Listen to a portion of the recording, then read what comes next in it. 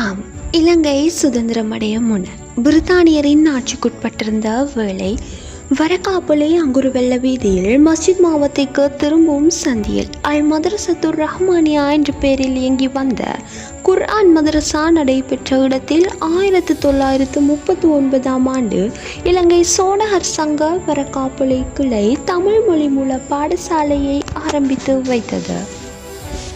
அதன் ஆரம்ப விழாவுக்கு சிர் ராசிக் ஃபரீத் அல்ஹாஜ் எம் அபுல் ஹசன் ஜேபி உட்பட ஊர் பிரமுகர்களும் பொதுமக்களும் கலந்து கொண்டனர்.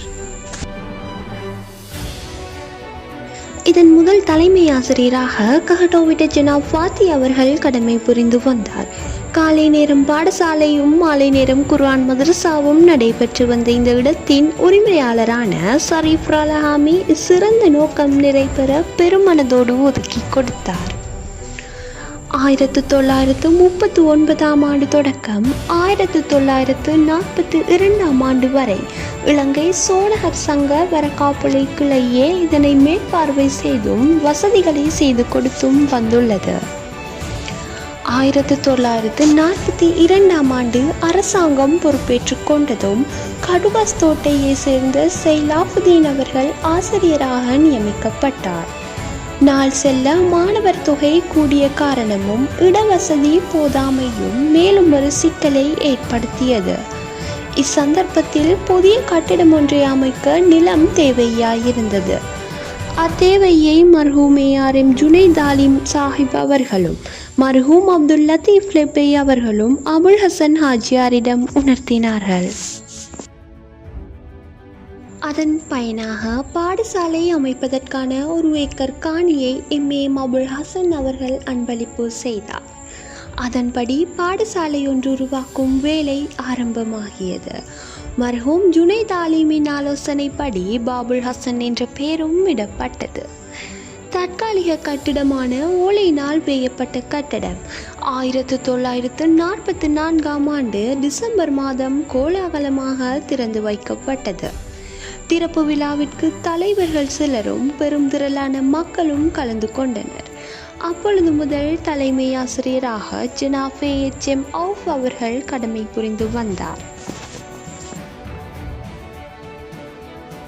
1945ஆம் ஆண்டு 10ஆம் மாதம் 2ஆம் திகதி 2 ஆசிரியர்களும் 111 மாணவர்களும் இருந்தனர்.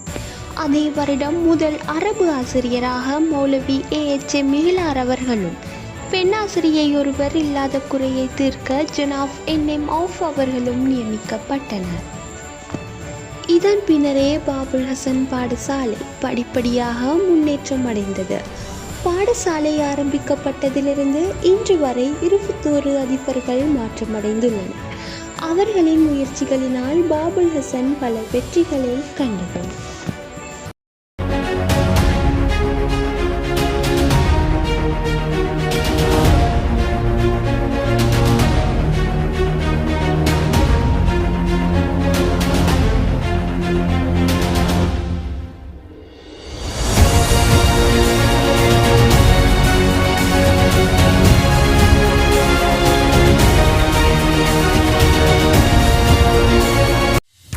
வெற்றிகள் மாத்திரமன்றி சாதனைக்கும் சாத்தியமாய் நின்று வெற்றியின் சப்தம் சதா ஓங்கி ஒலிக்கும் வரக்காப்பளை மண்ணின் ஒரு உயிராய் பாபுல் ஹசன் அன்னை.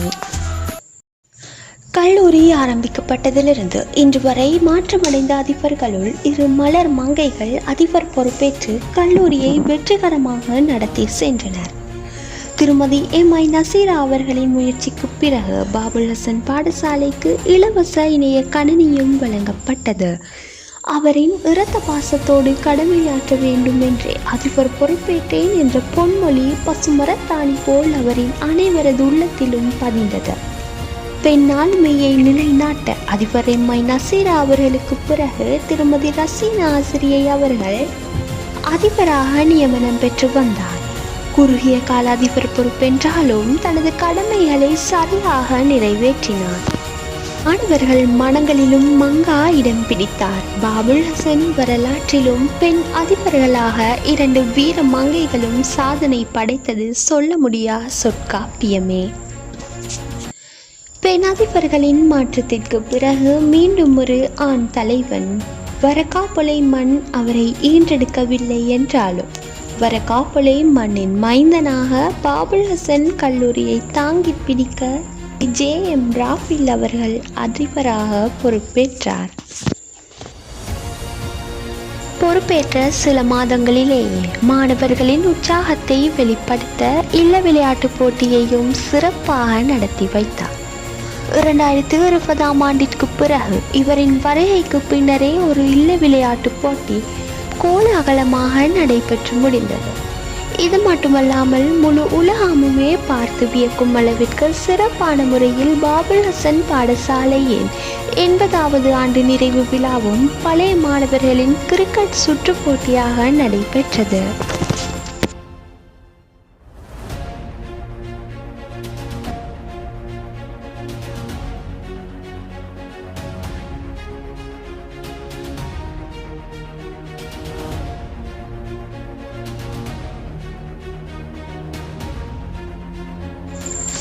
இவரின் வருகைக்கு பின்னரே பாபுல் ஹசன் பாடசாலை புதுவித எழுச்சி பெற்றது.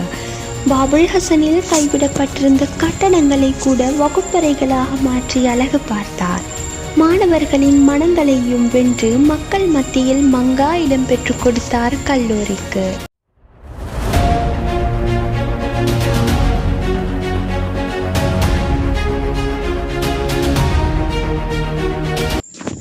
சரித்திரத்தில் சாதனை நிகழ்த்திட பல தடைகள் வந்தாலும் இறுதியில் ஒரு முடிவு வெற்றியில் அமையும். 1944 விதைக்கப்பட்ட இந்த விதை கிளைகளை கொண்டு படர்ந்திருப்பது அழிக்க முடியாத சாதனையே. மேதைகளை உருவாக்கிவிட்டு பேதையாய் நீ இருக்கலாமோ? மேதைகளை உருவாக்கிவிட்டு பேதையாய் நீ இருக்கலாமோ? கல்லூரியே உன்னை வணங்குகிறேன் சிரம் தாழ்த்தி, சாதனை படைத்தவளாய் என்னை நீ உயர வைத்ததற்கு. கல்லூரியே உன்னை வணங்குகிறேன் சிரம் தாழ்த்தி, சாதனை படைத்தவளாய் என்னை நீ உயர வைத்ததற்கு. ஓங்கட்டும் செழித்து வளரட்டும் பாபுல் ஹசனே உன் வெற்றியின் நாமம் அங்க தேசமெங்கும். ஓங்கட்டும் செழித்து வளரட்டும் பாபுல் ஹசனே உன் வெற்றியின் நாமம் அங்க தேசமெங்கும்.